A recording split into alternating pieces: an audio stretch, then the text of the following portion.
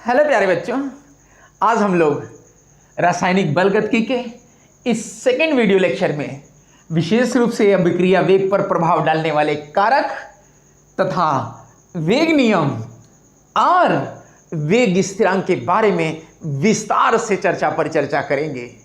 अब जैसा कि हम लोग जानते हैं कि हम और आप और ये पूरा ब्रह्मांड विभिन्न प्रकार के पदार्थों से निर्मित है। इसमें प्रतिपल अनेकों रासायनिक अभिक्रियाएं चलती रहती हैं। हमारे शरीर के बाहर भी अनेक क्रियाएं चलती रहती हैं और शरीर के भीतर भी अनेक जैव रासायनिक अभिक्रियाएं होती रहती हैं। इसके अलावा हम लोग लेबोरेटरीज में, फैक्ट्री में और रिसर्च सेंटर में भी तमाम क्रियाएं कराते हैं और उनके द्वारा अपने दैनिक जीवन में उपयोग होने वाली तमाम तरह की चीज़ें निर्मित करते हैं, तमाम तरह के पदार्थ बनाते हैं। हमें कभी कभी इन क्रियाओं के वेग को बढ़ाने और कभी कभी इनके वेग को घटाने की जरूरत पड़ती है अपनी आवश्यकता के अनुसार। तो किसी अभिक्रिया के वेग को हम कैसे नियंत्रित कर सकते हैं, अर्थात अभिक्रिया के वेग पर प्रभाव डालने वाले कारक कौन कौन से हैं, उसके बारे में इस चैप्टर में विशेष रूप से चर्चा करेंगे और इसी क्रम में वेग नियम और वेग स्थिरांक की बात भी करेंगे। तो अभिक्रिया का वेग क्या होता है, इसके संबंध में हम इसके पिछले वीडियो लेक्चर में डिटेल हम लोग चर्चा कर चुके हैं। अब अभिक्रिया वेग पर प्रभाव डालने वाले कारकों की अगर हम बात करें तो उसके पहले थोड़ा सा इसकी बुनियादी बातें हमें क्लियर कर लेना जरूरी है। तो दरअसल जैसा कि हम जानते हैं, अणुसंघट्ट सिद्धांत, मोलिकुलर कोलिजन थ्योरी में ये बात बखूबी बताई गई है क्या कि पदार्थों के बीच अभिक्रिया होने के लिए अणुओं में टक्कर होना जरूरी है। अर्थात रासायनिक क्रिया के फलस्वरूप पदार्थ के अणु आपस में टकराते हैं। जब अणुओं में टक्कर होती है तभी रासायनिक क्रिया होती है। और क्योंकि पदार्थ के अंदर जो अणु हैं वो सदैव गतिशील होते हैं, गति के कारण उनमें गतिज ऊर्जा होती है और जिन अणुओं की गतिज ऊर्जा बहुत अधिक होती है वे जब आपस में टकराते हैं उनकी टक्कर के परिणाम स्वरूप कोई न कोई उत्पाद बन जाता है, अर्थात रासायनिक क्रिया हो जाती है। तो किसी रासायनिक अभिक्रिया में भाग लेने वाले अधिक ऊर्जा वाले जो अणु हैं जिनकी टक्कर से उत्पाद बनता है, उन अणुओं को सक्रिय अणु या एक्टिव मॉलिक्यूल कहा जाता है। और सक्रिय अणु जिनकी टक्कर से उत्पाद बन रहा है, यानी ऐसी टक्कर जिसके कारण उत्पाद बन पाता है, उन्हें हम लोग प्रभावी टक्कर कहते हैं, इफेक्टिव कोलिजन कहते हैं। तो इस प्रकार निष्कर्ष रूप में कहा जा सकता है क्या कि रासायनिक अभिक्रिया सक्रिय अणुओं की प्रभावी टक्कर के परिणाम स्वरूप होती है। क्लियर? अब आइए हम देखते हैं कि अभिक्रिया वेग पर प्रभाव डालने वाले कारक कौन कौन से हैं। तो उन कारकों की, उन फैक्टर की बात की जाए जो अभिक्रिया वेग को प्रभावित करते हैं, तो उनमें से एक है सांद्रता, जिसको इंग्लिश में कह दिया जाता है कंसंट्रेशन। रासायनिक अभिक्रिया के वेग पर अभिकारकों की सांद्रता का बहुत अधिक प्रभाव पड़ता है। किसी भी अभिक्रिया का वेग अभिकारकों की सांद्रता के समानुपाती होता है। अभिक्रिया का वेग मतलब रेट ऑफ रिएक्शन अर्थात R is directly proportional to concentration मतलब C यानी सांद्रण के। दरअसल जब हम किसी पात्र में अभिकारक अणुओं की सांद्रता बढ़ा देते हैं तो जैसे जैसे सांद्रता बढ़ाई जाती है, क्योंकि किसी निश्चित आयतन में अभिकारक अणु की संख्या बढ़ जाती है, इसलिए उनके बीच होने वाली प्रभावी टक्कर की संभावना बढ़ जाती है, अतः अभिक्रिया का वेग बढ़ जाता है। तो इस प्रकार एक बात बखूबी कॉन्सेप्ट क्लियर रखेंगे कि रासायनिक अभिक्रिया का वेग अभिकारकों के सांद्रण के समानुपाती होता है। चलिए इसी क्रम में हम लोग बात करते हैं ताप की, टेम्परेचर की। तो रासायनिक अभिक्रिया का वेग ताप के समानुपाती होता है, मतलब rate of reaction R is directly proportional to T मतलब टेम्परेचर, अर्थात जैसे जैसे ताप बढ़ाया जाता है प्रायः अभिक्रिया का वेग बढ़ जाता है। दरअसल ताप बढ़ाने से अणुओं की गतिज ऊर्जा बढ़ जाती है, अर्थात सक्रिय अणुओं की संख्या बढ़ जाती है, और सक्रिय अणुओं की संख्या बढ़ने से प्रभावी टक्कर की संभावना बढ़ जाती है, जिसके कारण अभिक्रिया का वेग बढ़ जाता है। इसीलिए हम लोग देखते हैं कई बार कि कोई अभिक्रिया, जैसे अभी किसी कपड़े में कोई दाग धब्बा आपको छुटाना है, तो उसमें कहा जाता है कि भाई ठंडे पानी और साबुन से अगर नहीं छूट रहा है तो थोड़ा गर्म पानी और साबुन या वॉशिंग पाउडर लगा दीजिए, गर्म पानी लीजिए, तो दाग धब्बा आसानी से छूट जाता है। ऐसा क्यों? क्योंकि गर्म पानी जब आपने मिलाया यानी टेम्परेचर बढ़ा, तो साबुन या वॉशिंग पाउडर, वो जो कपड़े के साथ तेल या गंदगी के कण चिपके हुए हैं, यानी उनके साथ जो मिसल फॉर्मेशन हुआ है, उसकी क्रिया तेज हो जाती है, मतलब दाग धब्बे छूटने की क्रिया तेज हो जाती है, इसलिए गंदगी आसानी से छूट जाती है और कपड़ा साफ हो जाता है। इसी तरह कोई चीज अभी पानी में आप घोल रहे हैं, मान लीजिए ठंडे पानी में नहीं घुल रहा है, तो कह देते थोड़ा गर्म कर दो, घुल जाएगा, क्योंकि गर्म करने से क्रिया का वेग बढ़ गया। क्लियर है? चलिए अब इसी क्रम में हम लोग अगले फैक्टर की बात करते हैं, दाब की, प्रेशर की। तो किसी भी रासायनिक अभिक्रिया का वेग मतलब R, rate of reaction, is directly proportional to pressure, यानी अभिक्रिया का वेग दाब के समानुपाती होता है। तो प्रायः जब पदार्थ गैसीय अवस्था में होते हैं तो उन अभिक्रियाओं में जो अभिक्रिया का वेग है दाब पर निर्भर जनरली करता है, क्योंकि दाब बढ़ाने से गैसीय पदार्थ के अणु पास पास आ जाते हैं, पास पास आने से उनमें प्रभावी टक्कर की संभावना बढ़ जाती है, जिससे अभिक्रिया का वेग बढ़ जाता है। अब इसी प्रकार हम अगले फैक्टर, अभिकारक की भौतिक अवस्था, physical state of the reactant की बात करते हैं।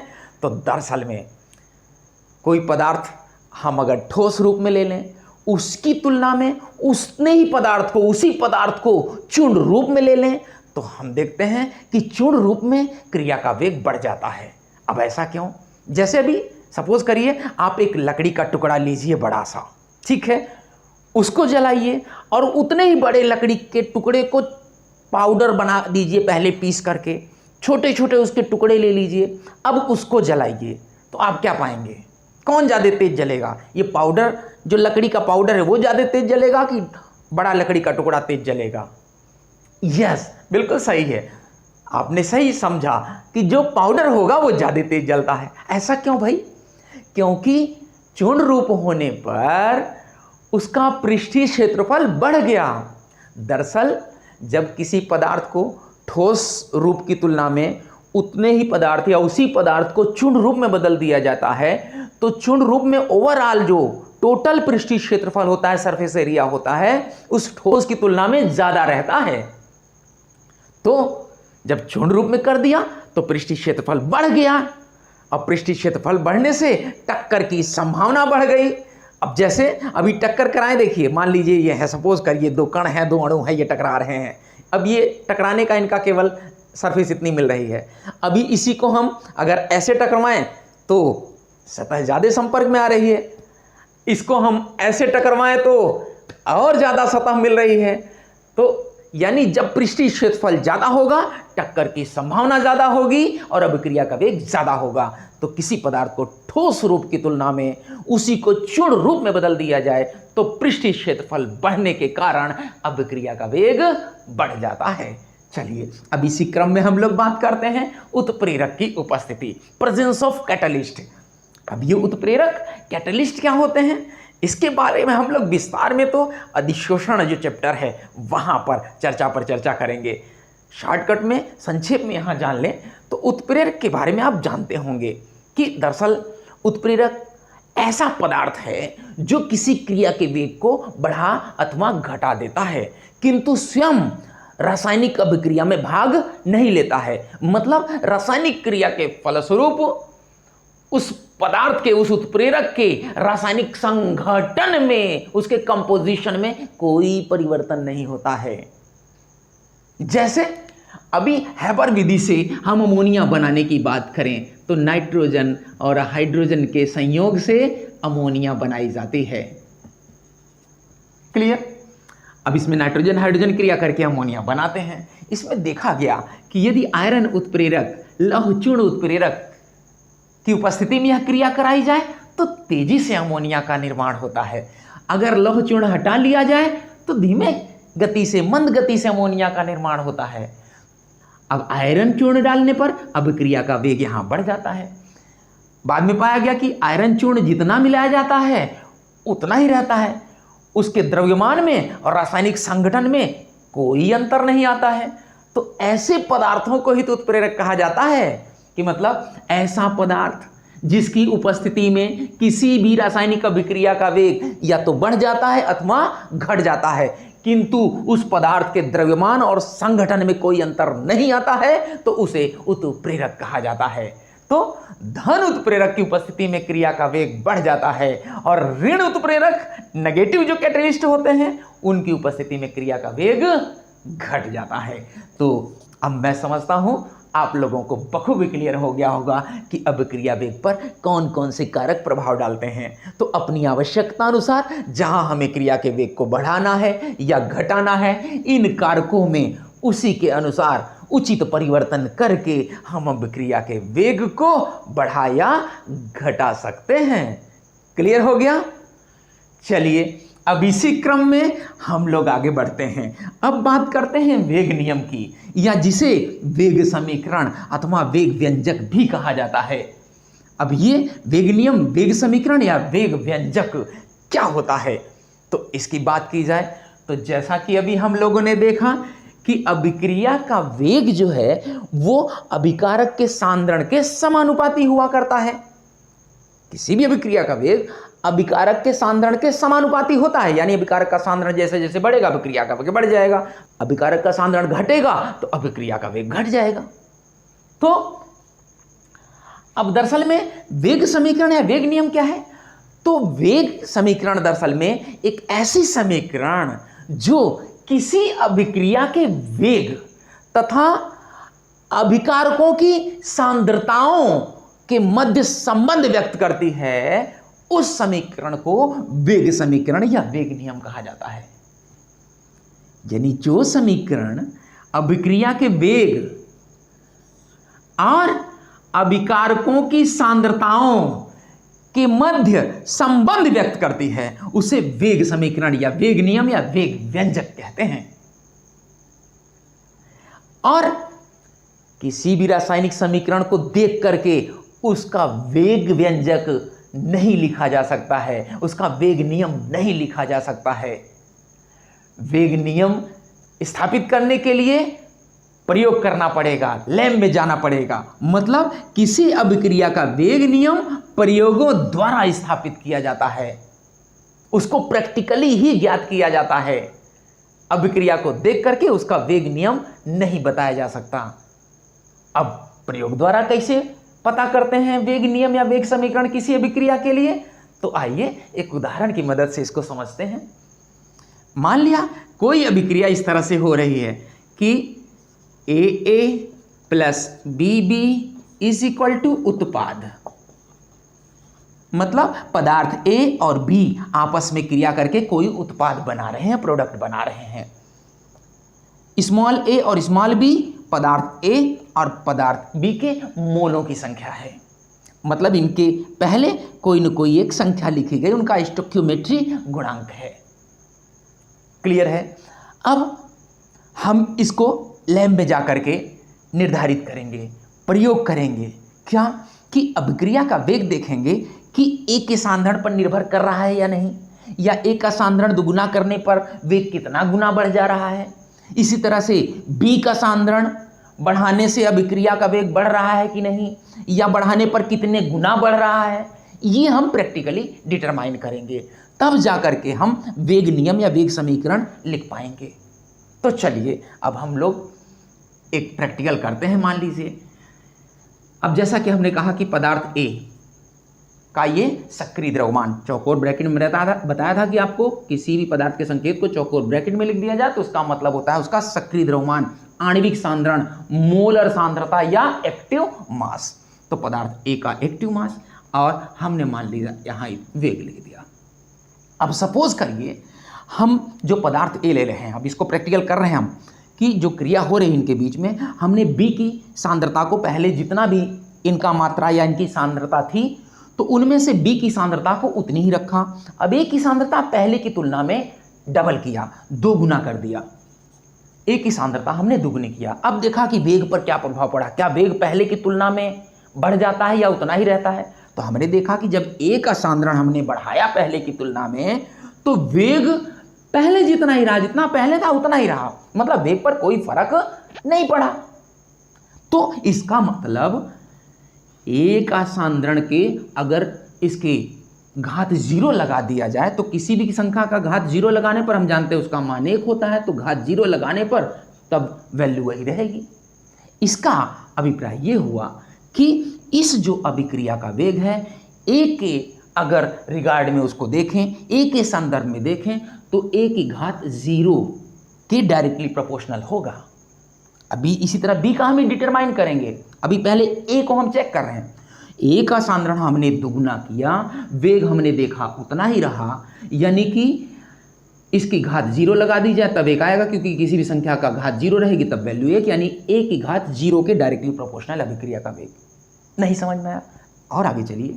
अब मान लीजिए वेग हमने ए का सांद्रण दुगना किया, इस अभिक्रिया में ए का सांद्रण दुगना किया, तो मान लिया कि वेग भी दुगना हो गया। ऐसा भी तो हो सकता है, जैसे एक बार हमने देखा, मान लिया कि वेग उतना ही रहा, अब हमने देखा कि वेग अगर सांद्रता दुगना किया, वेग भी दुगना हो गया। तो ऐसी दशा में ये 2 वैल्यू कब आएगी? जब इसकी घात 1 होगी। यानी अब हम कह सकते हैं कि इस अभिक्रिया का वेग ए के संदर्भ में अगर कहें तो ए के सांद्रण की प्रथम घात के समानुपाती हो गया। क्लियर है? चलिए, इसी प्रकार हमने मान लिया कि अब ए का सांद्रण हमने दुगना किया, ठीक है, और वेग, अभिक्रिया का वेग 4 गुना बढ़ गया भाई। तो इसका मतलब अभिक्रिया का जो वेग है वो ए की सांद्रता के वर्ग के समानुपाती होगा, क्योंकि 2 दूनी 4, यानी 4 वैल्यू लाने के लिए 2 का वर्ग करना पड़ेगा, यानी कि यहां वर्ग लगाना पड़ेगा। यानी ए के सापेक्ष इस अभिक्रिया का वेग जो है वो ए की सांद्रता के वर्ग के समानुपाती है। मतलब इसी तरह कुछ भी हो सकता है, x घात के समानुपाती हम मान लेंगे। चलिए, अब इसी तरह से b के सापेक्ष भी हम लोग अब a की सांद्रता फिक्स करके अब b की सांद्रता बढ़ा करके हम चेक करेंगे कि वेग किस संदर्भ में बढ़ रहा है, वेग बढ़ रहा है या नहीं बढ़ रहा है अभिक्रिया का। तो अब मान लिया हमने इस तरह प्रैक्टिकल किया तो देखा क्या कि अभिक्रिया वेग या अभिक्रिया दर भी कह सकते हैं इसको, जिसको dx/dt से भी रिप्रेजेंट कर दिया जाता है, या dc/dt से भी प्रदर्शित इसको हम लोग कर देते हैं अभिक्रिया वेग को, या r से भी प्रदर्शित कर दिया जाता है अभिक्रिया वेग को। यानी इस अभिक्रिया का जो वेग है, यानी dx/dt या dc/dt या r, वो समानुपाती है काहे के? सक्रिय द्रव्यमान A की पावर x और सक्रिय द्रव्यमान B की पावर y। मतलब इस अभिक्रिया का वेग हमने देखा प्रैक्टिकली कि अभिक्रिया का जो वेग है वो A की कंसंट्रेशन की x घात के समानुपाती और B की कंसंट्रेशन की y घात के समानुपाती आता है। क्लियर? तो इसको हम लोग ऐसे भी लिख सकते हैं, या r बराबर, अब जब बराबर का चिन्ह लगाएंगे कोई न कोई एक स्थिरांक आएगा कि हमने प्रदर्शित कर दिया उसको, और concentration of A to the power x into concentration of B to the power y, जहां k एक स्थिरांक है जिसे वेग स्थिरांक कह दिया जाता है, दिस वन। अभी इसके बारे में विस्तार से हम लोग डिटेल में चर्चा करेंगे। ये जो समीकरण हमें मिली, इसी समीकरण को बोल देते हैं वेग समीकरण। यही है वेग नियम, या यही है वेग व्यंजक, यही है वेग समीकरण। क्योंकि यहां अगर हम ध्यान से गौर करें तो हम पाते हैं क्या, यह समीकरण क्या व्यक्त कर रही है? तो अभिक्रिया के वेग और अभिकारकों के सांद्रण में संबंध को व्यक्त कर रही है समीकरण। तो इसी समीकरण को तो वेग व्यंजक या वेग नियम कहा जाता है कि जो समीकरण किसी अभिक्रिया के वेग और अभिकारकों के सांद्रण में संबंध व्यक्त करती है उसे वेग नियम या वेग समीकरण या वेग व्यंजक कहते हैं। अब इसमें गौर करने की बात है कि ये जो x और y हैं इनका मान a और b के समान भी हो सकता है और इनसे भिन्न भी हो सकता है। क्लियर? चलिए अब इसी क्रम में हम लोग आगे बढ़ेंगे, लेकिन उसके पहले आप लोग इसको स्क्रीनशॉट लेकर के नोट कर लीजिए या पॉज। अब आइए इसी क्रम में हम लोग बात करते हैं वेग स्थिरांक या विशिष्ट अभिक्रिया दर अर्थात रेट कांस्टेंट या स्पेसिफिक रिएक्शन रेट की, जिसे प्रायः के से प्रदर्शित कर दिया जाता है। तो इसके लिए माना हमने कोई अभिक्रिया इस तरह से हो रही कि पदार्थ A और B आपस में क्रिया करके उत्पाद बना रहे हैं। यह कोई रासायनिक अभिक्रिया है। इसमें इस अभिक्रिया का वेग या अभिक्रिया की दर मतलब dx/dt या हम लिख सकते हैं dc/dt या लिख सकते हैं R समानुपाती हो जाएगा काहे के सक्रिय द्रव्यमान A इंटू सक्रिय द्रव्यमान B, active mass of A into active mass of B या आणविक सांद्रण A आणविक सांद्रण B। कुछ ये आपको बताया गया था कि चौकोर ब्रैकेट में यानी कोष्ठक में जब किसी पदार्थ के संकेत को लिख दिया जाता है तो उसे हम लोग सक्रिय द्रव्यमान मतलब एक्टिव मास या आणविक सांद्रण मोलर कंसंट्रेशन या मोलरता या केवल सांद्रता कंसंट्रेशन कुछ भी कह सकते हैं। क्लियर? जो आपको अच्छा लगे वो बोलिए कि मतलब अभिक्रिया वेग will be directly proportional to concentration of A into concentration of B। या करके हम लोग इसको लिख सकते हैं क्या, R बराबर हो जाएगा K इंटू सक्रिय द्रव्यमान A इंटू सक्रिय द्रव्यमान B, जहां K एक स्थिरांक है, जहां K वेग स्थिरांक है। यही कहलाता है वेग स्थिरांक। एक स्थिरांक है जिसे वेग स्थिरांक या विशिष्ट अभिक्रिया दर कहते हैं। अब इसकी अगर परिभाषा देनी हो तो हम कह सकते हैं क्या कि यदि अभिक्रिया में किसी क्षण अभिकारक A का सांद्रण अभिकारक B के सांद्रण के बराबर और दोनों का सांद्रण एकांक हो, इकाई हो, तो ऐसी दशा में R बराबर हो जाएगा K के। ये परिभाषा निकल आई कि मतलब वेग स्थिरांक अभिक्रिया वेग के बराबर होता है यदि किसी क्षण अभिक्रिया में अभिकारक पदार्थ का सांद्रण एकांक हो, इकाई हो। यानी यदि किसी क्षण अभिक्रिया में अभिकारक पदार्थ का सांद्रण इकाई होता है तो उस क्षण अभिक्रिया के वेग को ही वेग स्थिरांक कहते हैं। क्लियर हुआ? परिभाषा नोट कर लेंगे। यदि किसी क्षण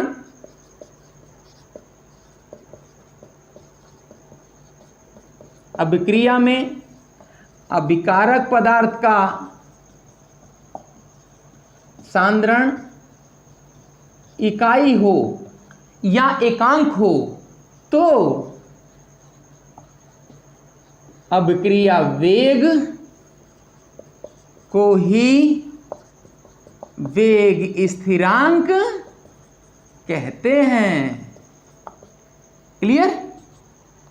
ये वेग स्थिरांक की परिभाषा हो गई। इसको आप स्क्रीनशॉट लेकर नोट करें। अब आइए हम लोग बात करते हैं वेग स्थिरांक या विशिष्ट अभिक्रिया दर या रेट कांस्टेंट अर्थात के मात्रक के संबंध में। इसके बारे में एग्जामिनेशन में प्राय क्वेश्चन पुटअप हो जाया करता है। तो किसी भी अभिक्रिया के वेग स्थिरांक का अगर मात्रक यानी जिसको इकाई भी हम लोग कह देते हैं वो पता करना है तो उसके लिए हमें उस अभिक्रिया की वेग समीकरण यानी वेग व्यंजक मालूम होना चाहिए। वेग व्यंजक मालूम रहेगा किसी अभिक्रिया का, तभी हम उस अभिक्रिया के वेग स्थिरांक का मात्रक बता पाएंगे। तो आइए अब इसको एक उदाहरण की मदद से हम लोग समझते हैं। माना कोई अभिक्रिया AA plus BB is equal to उत्पाद इस प्रकार से होती है, मतलब अभिकारक A और अभिकारक B जिनके स्मॉल a और स्मॉल b मोल आपस में क्रिया करके कोई उत्पाद बना रहे हैं। अब जब इस अभिक्रिया का लेबोरेटरी में प्रयोगों द्वारा वेग ज्ञात किया गया तो पाया गया, मान लीजिए कि इस अभिक्रिया का वेग अभिकारक A के सांद्रण के x घात के समानुपाती है और अभिकारक B के सांद्रण के y घात के समानुपाती है। अब जैसा कि हम लोग इसके पहले चर्चा कर चुके हैं कि अभिक्रिया का वेग ज्ञात करने के लिए हम लोग लेबोरेटरी में जाते हैं, प्रयोगों द्वारा इसका मान ज्ञात किया जाएगा।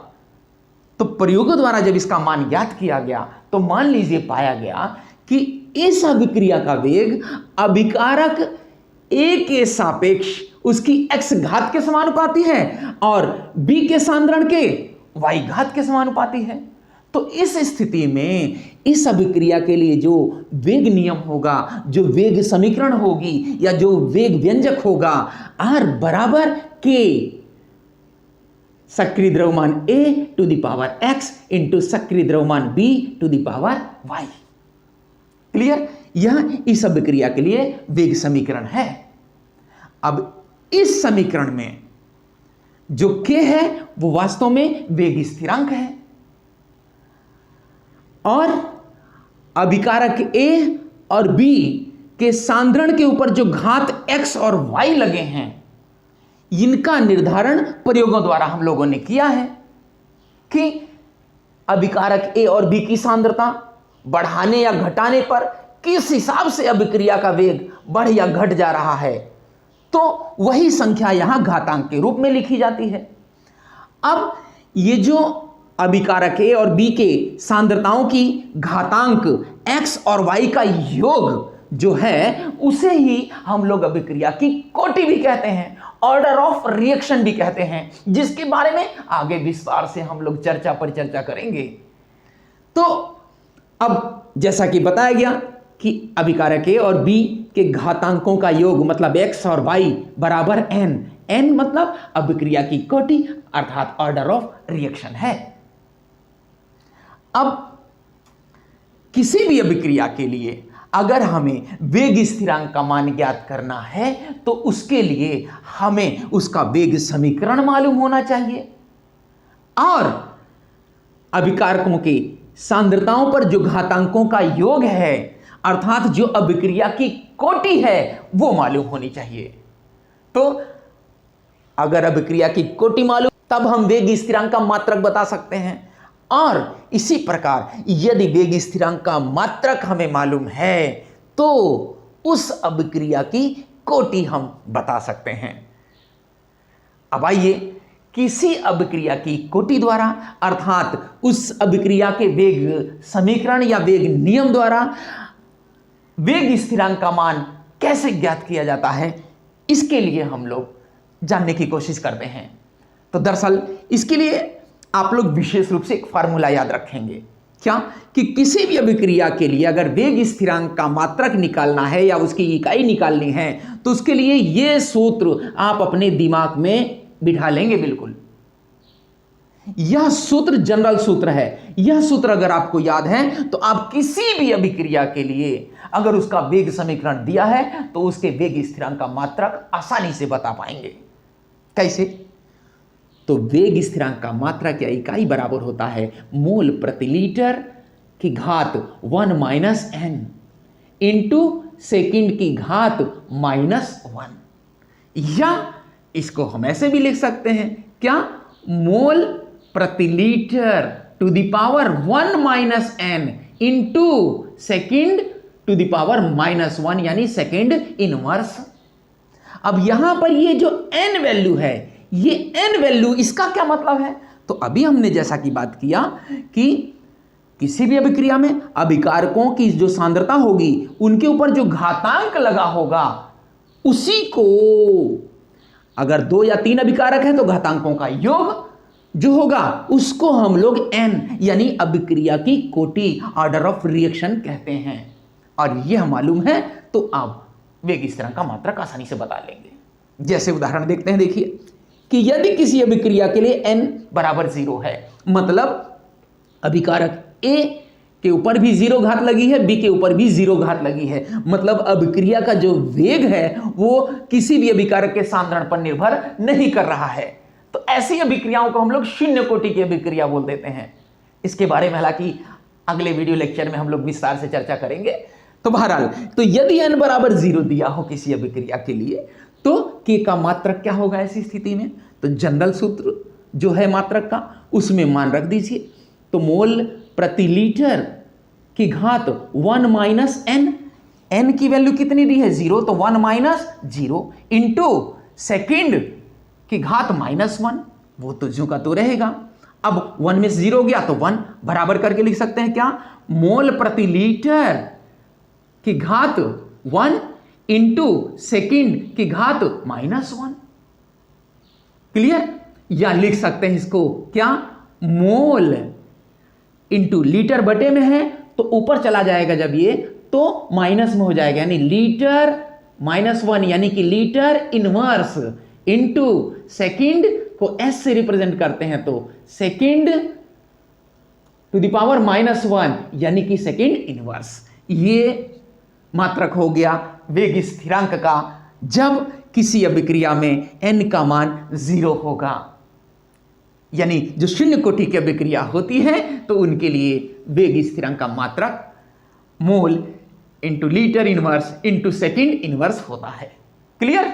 चलिए अब इसी क्रम में हम देखते हैं कि यदि n का मान 1 दिया हो, मतलब ये जो x और y जो घातांकों का योग 1 है, या कह लीजिए कि अभिक्रिया की कोटि 1 है, अर्थात अभिक्रिया प्रथम कोटि की है, तो ऐसी स्थिति में k का मात्रक क्या होगा? तो k का मात्रक हो जाएगा वही जनरल सूत्र में रखिए पुनः, मोल प्रति लीटर इंटू 1 माइनस n की जगह आप क्या रख देंगे? 1, तो 1 माइनस 1 यानी कि 0 हो जाएगा, into second to the power -1, second की घात -1 बराबर हो जाएगा। अब यहां पर चूंकि मोल प्रति लीटर 1 माइनस 1 का मतलब 0, अब किसी भी संख्या की घात अगर 0 लगी हो, उसकी पावर में 0 लगा हो, तो उसकी वैल्यू 1 होती है, उसका मान इकाई हो जाता है। तो इस पूरे की जगह इकाई यूनिट हो जाएगा, 1 हो जाएगा, इंटू सेकेंड की घात -1 बराबर करके, अब चूंकि यहां 1 हो गया तो बचा क्या? केवल सेकेंड की घात -1 बराबर सेकेंड की घात -1 या सेकेंड इनवर्स। ये मात्रक हो गया कब? जब किसी अभिक्रिया के लिए n का मान 1 हो, यानी अभिक्रिया जब प्रथम कोटि की रहेगी तो उसका वेग स्थिरांक का मात्रक होगा प्रति सेकेंड। अब क्लियर हो गया? चलिए एक और उदाहरण देख लेते हैं हम। अब यदि n बराबर 2 दिया हो किसी अभिक्रिया के लिए, मतलब वह द्वितीय कोटि की अभिक्रिया है, तब ऐसी स्थिति में उसके वेग स्थिरांक का मात्रक हो जाएगा क्या? मोल प्रति लीटर की घात 1 माइनस n की जगह क्या लिख देंगे? 2, तो 1 minus 2 into second inverse, second की घात -1 रहेगा ही रहेगा, बराबर हो जाएगा। अब यहां 1 में से 2 माइनस हो रहा है तो इसका मतलब -1 बचेगा, यानी मोल प्रति लीटर की घात -1 इंटू सेकेंड की घात -1 बराबर, अब मोल ऊपर है तो मोल की घात -1 रहेगा, और लीटर नीचे था, नीचे का मतलब -1 में ऑलरेडी है ये, तो -1 अब जब ऊपर हम लिखेंगे तो -1 और -1 क्या हो जाएगा? प्लस, तो कुल मिलाकर के लीटर लिख देंगे केवल इसको, इंटू सेकेंड की घात -1 या सेकेंड इनवर्स, या लिख सकते हैं क्या? Mole inverse into litre into second inverse. ये मात्रक हो जाएगा द्वितीय कोटि की अभिक्रिया के लिए, यानी जिनके लिए n का मान 2 होगा। क्लियर हो गया? अब यदि कोई अभिक्रिया गैसीय रूप में हो रही है, यानी अभिकारक और उत्पाद गैसीय अवस्था में है, तो ऐसी दशा में क्योंकि हम जानते हैं गैसीय पदार्थों के आणविक सांद्रण के स्थान पर हम लोग उनका आंशिक दाब ज्ञात करते हैं और आंशिक दाब को वायुमंडल में या एटमॉस्फेयर में व्यक्त किया जाता है। तो गैसीय अभिक्रिया के लिए वेग स्थिरांक का जब मात्रक लिखेंगे तो उसमें मोल प्रति लीटर के स्थान पर हम लोग वायुमंडल या एटमॉस्फेयर लिख देंगे बस। बाकी जो ये फार्मूला था उसी तरह का जनरल फार्मूला रहेगा। मतलब गैसीय अभिक्रिया के लिए वेग स्थिरांक का जो मात्रक होगा वायुमंडल की घात 1 - n इंटू सेकेंड की घात -1 या atmosphere ATM to the power 1 - n into second to the power -1 या सेकेंड इनवर्स। यह जनरल फार्मूला गैसीय अभिक्रिया के वेग स्थिरांक के मात्रक के लिए आप याद रखेंगे। जैसे आइए इसको उदाहरण की मदद से समझते हैं। यदि कोई अभिक्रिया इस प्रकार से हो रही, क्या 2NO gas plus O2 gas equal to 2NO2 gas. अब इसमें नाइट्रिक ऑक्साइड ऑक्सीजन से क्रिया करके नाइट्रोजन डाइऑक्साइड बना रही है।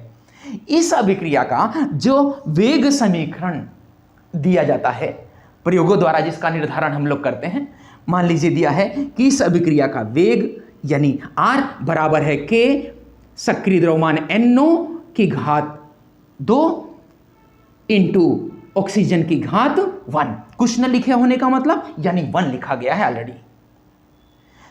दरअसल में ये जो इसका वेग समीकरण है, इस वेग समीकरण को जैसा कि हम लोग इसके पहले चर्चा कर चुके हैं कि हम लोग इसका निर्धारण प्रयोगों द्वारा करते हैं, लेबोरेटरी में जाकर इसका निर्धारण करते हैं। दरअसल में जब एक्सपेरिमेंट करके देखा गया, प्रयोग करके देखा गया, तो ये पाया गया इस अभिक्रिया में क्या कि जब हम NO का सांद्रण मान लीजिए अभिक्रिया में जितना भी था उसकी तुलना में दुगुना करते हैं तो इस अभिक्रिया का वेग उसके वर्ग के अनुपात में बढ़ जाता है। तो 2 का वर्ग मतलब 2 दूनी 4, यानी कि अभिकारक NO का सांद्रण दोगुना करने पर इस अभिक्रिया का वेग 4 गुना बढ़ जाता है। और अगर 3 गुना सांद्रण बढ़ाएं तो 3 का वर्ग मतलब 3 × 3 = 9, यानी 9 गुना अभिक्रिया का वेग बढ़ जाता है। तो इस अभिक्रिया का वेग NO के सापेक्ष यानी कि उसकी घात के वर्ग के समानुपाती है। इसी प्रकार अगर ऑक्सीजन के संदर्भ में हम बात करें तो प्रयोगों द्वारा इसका मान जब देखा गया तो इस अभिक्रिया का वेग ऑक्सीजन के सांद्रण के प्रथम घात के समानुपाती है। मतलब जिस अनुपात में ऑक्सीजन का सांद्रण बढ़ाया जाएगा उसी अनुपात में अभिक्रिया का वेग बढ़ जाता है। और ऑक्सीजन का सांद्रण हम दोगुना कर दें तो अभिक्रिया का वेग भी दोगुना हो जाता है। ऑक्सीजन का सांद्रण अगर आधा कर दें पहले की तुलना में तो अभिक्रिया का वेग भी पहले की तुलना में घटकर आधा हो जाता है। यह बात ऑलरेडी हम पहले समझ चुके हैं। चलिए अब इस अभिक्रिया में घातांकों का योग अगर हम देखें, जिसको कि अभिक्रिया की कोटि भी कह दिया जाता है, यानी n की वैल्यू, तो n बराबर घातांकों का योग, यानी घातांक अभिकारक NO के घात कितनी है 2 और ऑक्सीजन की घात है 1, तो घातांकों का योग 2 + 1 बराबर कितना हो गया 3। क्योंकि यह अभिक्रिया गैसीय अभिक्रिया है, अतः इसके लिए जो वेग स्थिरांक का मात्रक होगा वो इस सूत्र के अनुसार हम लिखेंगे। क्या कि इसके लिए K का मात्रक हो जाएगा वायुमंडल की घात 1 - n, n का वैल्यू कितनी है 3, तो 1 - 3 इंटू सेकेंड की घात -1 बराबर करके अब 1 में से 3 माइनस होगा तो माइनस का 2 बचेगा, यानी वायुमंडल की घात -2 इंटू सेकेंड की घात -1। या लिख सकते हैं इसको कैसे कि atmosphere to the power -2 into second to the power -1, यानी सेकेंड इनवर्स। क्लियर है? लेकिन यदि ये गैसीय रूप में पदार्थ ना होते तब इसके लिए वेग स्थिरांक का जो मात्रक होता वो इस सूत्र के अनुसार हम लोग लिख देते। क्या कि K का मात्रक हो जाता मोल प्रति लीटर की घात 1 - n, n की जगह 3, तो 1 - 3 इंटू सेकेंड की घात -1 बराबर मोल प्रति लीटर। अब 1 में से 3 घटाएंगे, 1 - 3 करेंगे तो माइनस का 2 बचेगा, तो मोल प्रति लीटर की घात -2 इंटू सेकेंड की घात -1 बराबर हो जाएगा क्या मोल की घात -2। अब लीटर बटे में है तो ऊपर जा करके ये प्लस में वैल्यू हो जाएगी, तो लीटर स्क्वायर हो जाएगा इनटू सेकंड की घात -1, या सेकंड इनवर्स भी कह दिया जाता है। या कह के इस पूरे को हम इस तरीके से भी लिख सकते हैं, क्या कि mole to the power -2 into litre square into second inverse. Clear हो गया? ये ऐसी अभिक्रिया जिसकी कोटि 3 है उसके लिए वेग स्थिरांक का मात्रक हो गया। अगर गैसीय रूप में है तो उसका मात्रक इस रूप में लिख देंगे। जनरली तृतीय कोटि वाली अभिक्रियाएं बड़ी दुर्लभ होती हैं, बहुत कम अब ऐसी अभिक्रियाएं हैं जो जिनकी कोटि 3 हो। अब इस संदर्भ में हम लोग अपने अगले वीडियो लेक्चर में विस्तार से चर्चा करेंगे। तो मैं उम्मीद करता हूं ये आपको बखूबी समझ में आ गया होगा। अगर वीडियो अच्छी लगी हो तो इसको लाइक करें और अपने साथियों के साथ शेयर करें, जिससे अधिक से अधिक बच्चों तक इस तरह की जानकारी पहुंच सके।